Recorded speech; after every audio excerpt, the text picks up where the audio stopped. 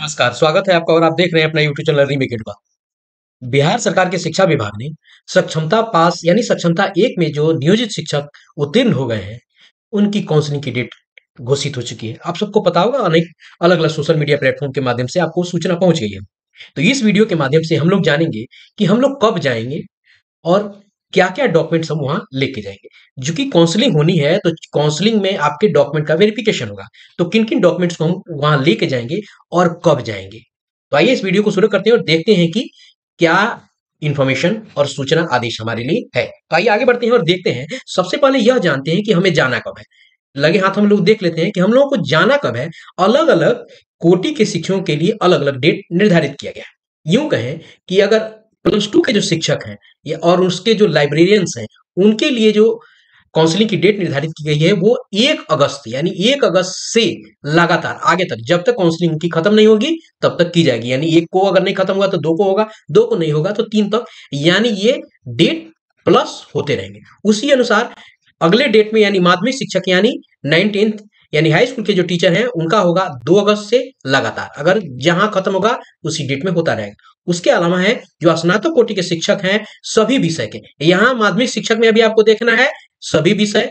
उसके अलावा जो प्लस 2 के भी शिक्षक हैं यहाँ भी आपको देखना है सभी विषय। यहाँ आपको स्नातक कोटि में वो टीचर्स आते हैं जो 6 to 8 में बहाल है, तो उनकी जो काउंसलिंग होनी है वो 3 अगस्त से लगातार होनी है जब तक खत्म हो नहीं जाती। उसके बाद आता है मूल के कोटि के उर्दू और बांग्ला और शारीरिक शिक्षक। ध्यान रखिएगा, मूल कोटि के आपको उर्दू के शिक्षक जाएंगे, बांग्ला जाएंगे और आपको फिजिकल टीचर जाएंगे। वो किस दिन?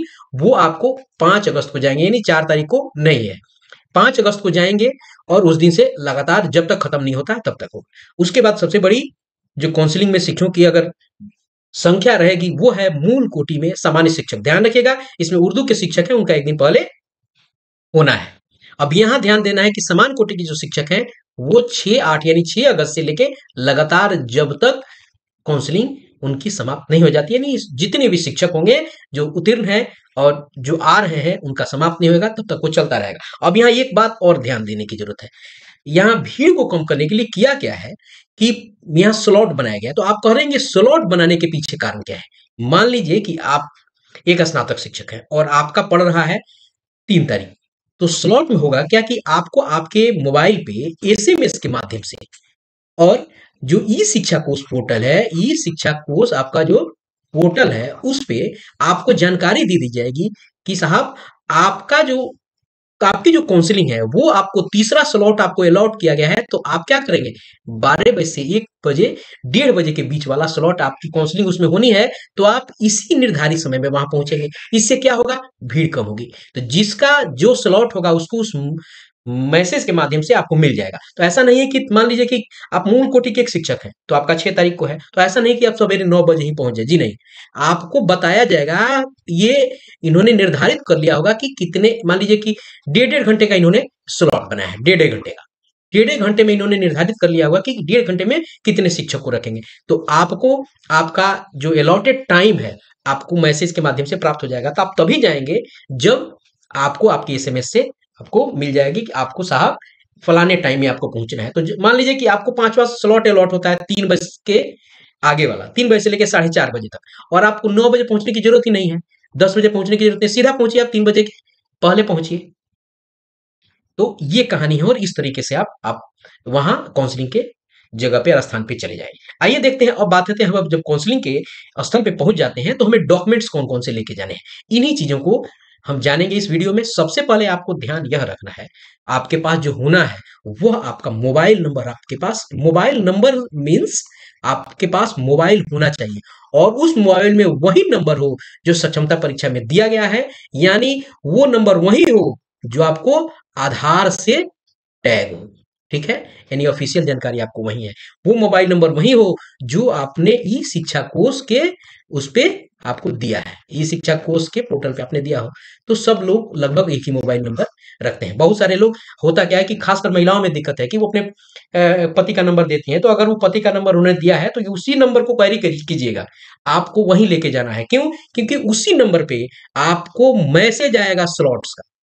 ई शिक्षा कोष के माध्यम से भी जाएगा और वेरिफिकेशन का डेट आपको एसएमएस के माध्यम से मिलेगा और ई शिक्षा कोष के माध्यम से भी आपको स्लॉट अलॉट किया जाएगा और सब एसएमएस के माध्यम से मिलेगा और ये कहाँ जाएगा आपके मोबाइल पे। तो आप अपना मोबाइल नंबर कैरी करेंगे सबसे पहला बात।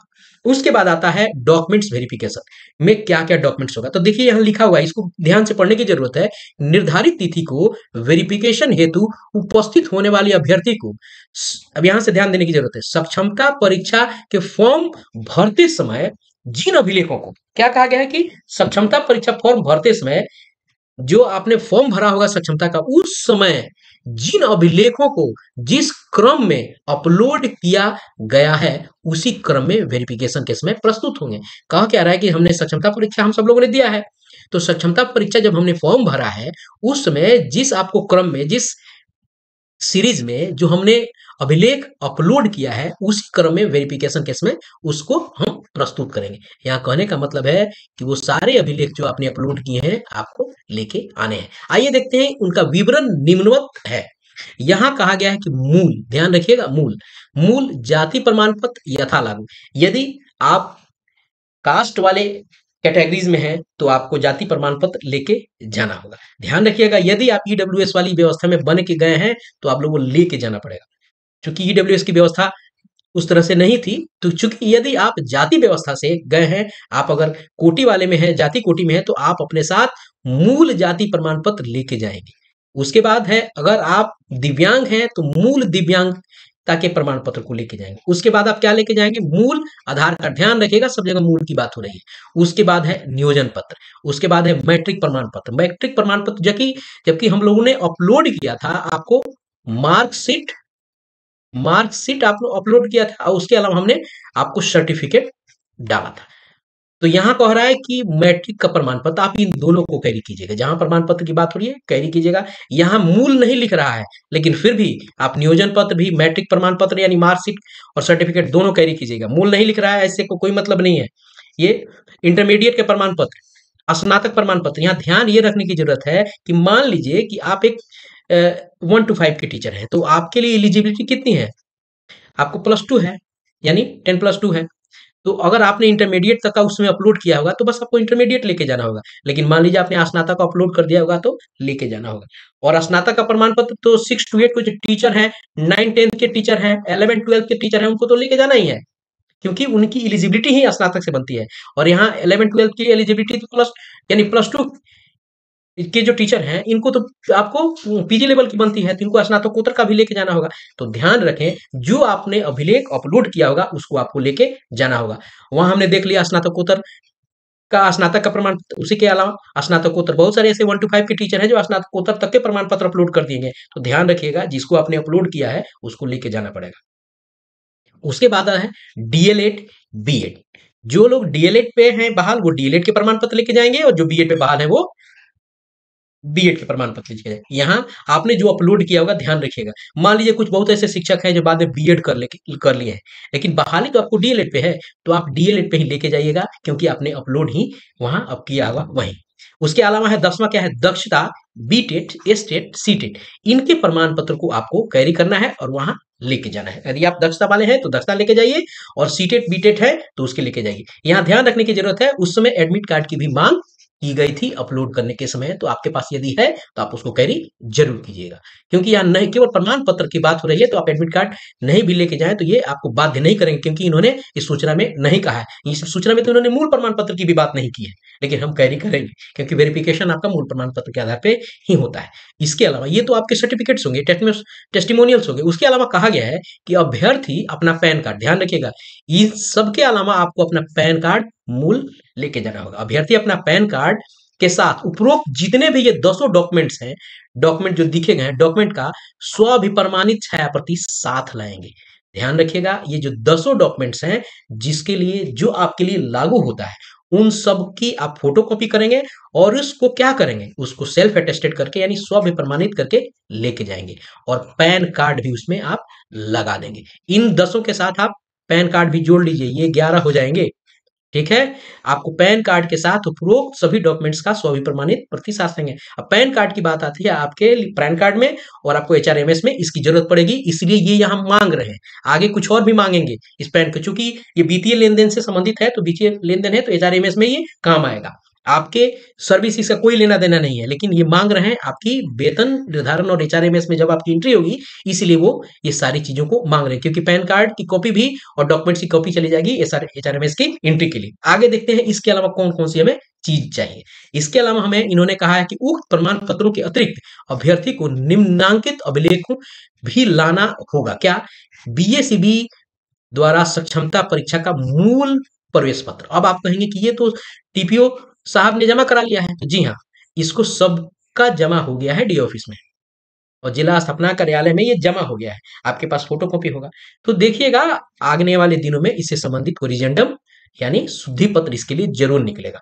या ये भी हो सकता है कि आपको विभाग के द्वारा ही वहां ये उपलब्ध हो, तो आपके पास जो भी फोटो कॉपी इसका जेरॉक्स अगर उपलब्ध हो तो जेरॉक्स जरूर लेके जाएंगे। उसके अलावा क्या कह रहा है, पासपोर्ट साइज के 3 फोटोग्राफ्स, आपको इसके 3 फोटोग्राफ्स आपको लेके जाने हैं, जैसा कि समिति द्वारा आयोजित सक्षमता परीक्षा में शामिल होने होती समिति में जमा किया गया था।